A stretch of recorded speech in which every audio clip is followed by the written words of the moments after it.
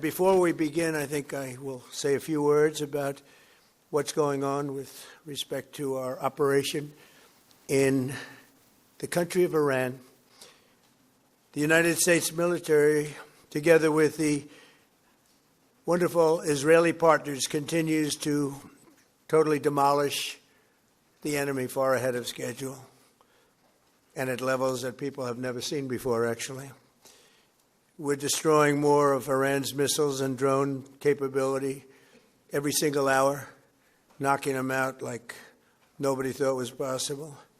As soon as they set off a missile, within 4 minutes, the launcher gets hit. They don't know what's happening.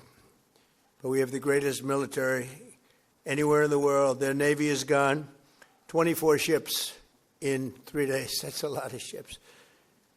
Their anti-aircraft weapons are gone, so they have no air force, they have no air defense. All of their airplanes are gone. Their communications are gone. Missiles are gone, launches are gone, about 60% and 64% respectively. Other than that, they're doing quite well. I said, what's left? But they're tough, and they want to fight. And they're calling, they're saying, how do we make a deal? I said, you're being a little bit late, and we want to fight now more than they do. We've had 47 years, depending on the way you count it, but 47 years of horror with this group. And, when you see somebody walking down the street without their legs, without the arms, whose face is so badly affected and hurt, it mostly came from 95% Soleimani and Iran, and we, other presidents, lived with it. I didn't live with it. And so our people are doing a great job. Again, the greatest military anyone's seen. Thank you.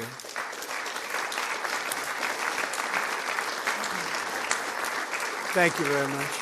And yesterday, my administration announced decisive action to help keep down the oil prices, including offering political risk insurance for tankers transiting into the Gulf, as you know, pretty dangerous territory.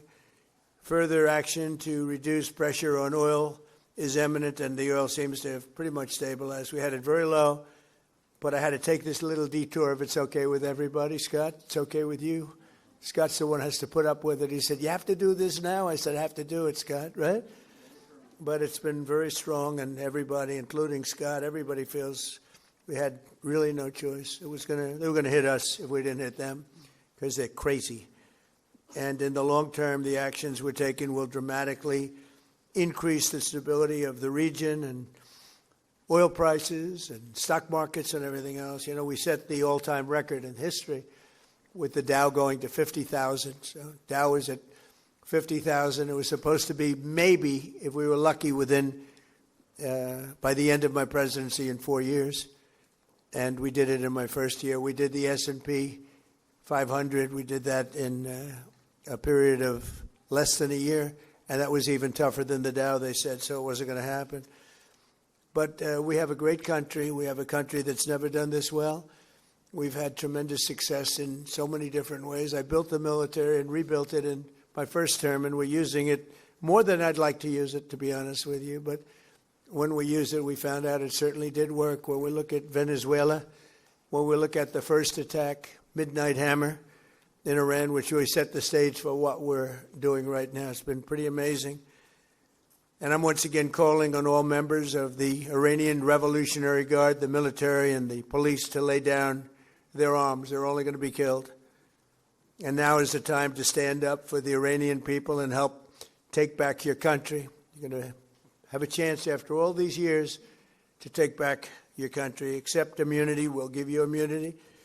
And we'll be giving you really the right side of history, because that's what it is. So you'll be perfectly safe with total immunity, or you'll face absolutely guaranteed death. And I don't want to see that. They don't want to see it either.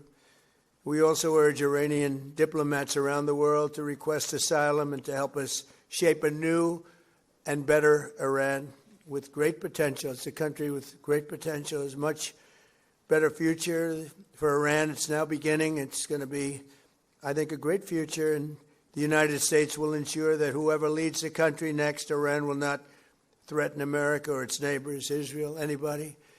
If you look at what happened, they had missiles aimed at all of these other countries, Qatar, Saudi Arabia, UAE, many others, that weren't really involved very much, and they had missiles aimed. Well, they were aimed there long before this ever started. They were going after the entire Middle East, and then we came along. We blew up their party. So we have phenomenal people. I want to thank all of the people that have been involved. Marco, you've been doing a fantastic job. And you've been doing a fantastic job on a place called Cuba.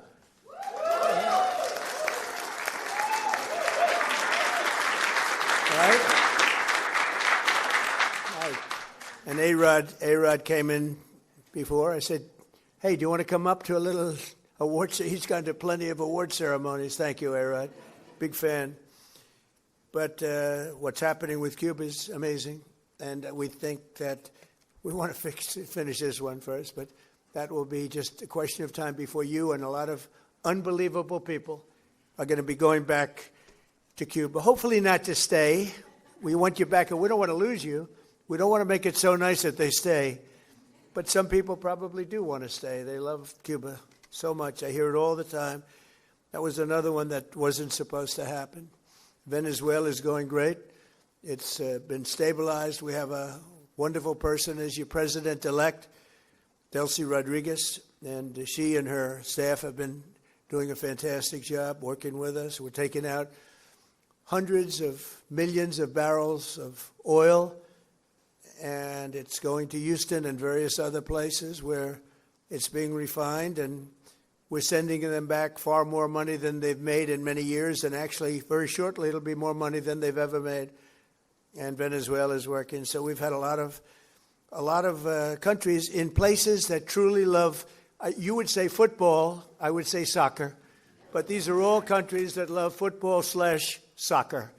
And so I think the group likes it. And if you'd like, you could sit. I know I'm a very exciting speaker, but you can sit down if you'd like, okay? I'm looking at everybody standing. I'm saying, let's sit down.